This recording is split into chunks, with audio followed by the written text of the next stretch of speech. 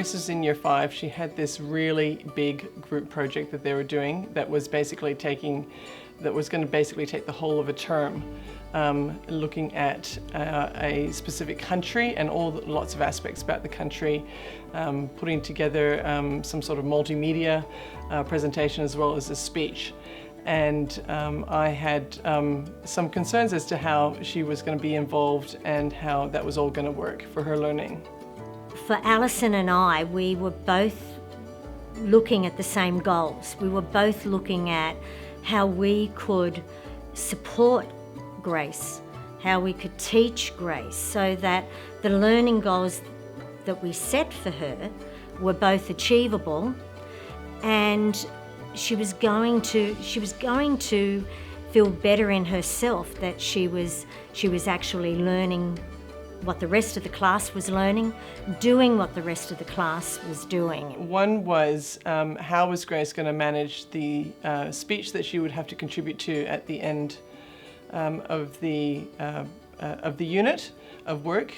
I was keen to have her included as part of that, and but I just really wasn't sure. Speech is a very difficult area for Grace. Her articulation is not clear, and she's also not that confident, so I was concerned about that. In terms of the speech, what happened was that kind of the group leader, he actually wrote everybody's speech for them. And so Grace came home and she had this speech written for her, and it was like, oh my goodness, how is she ever gonna say this? Because it was like really complex language and the stuff that Grace just wouldn't naturally say herself, as well as the articulation problem. And so I got back to Jeanette to say, you know, this is a little bit of a problem. Would it be okay if Grace and I worked on the speech so that it was a little bit more achievable, but, you know, having this similar content?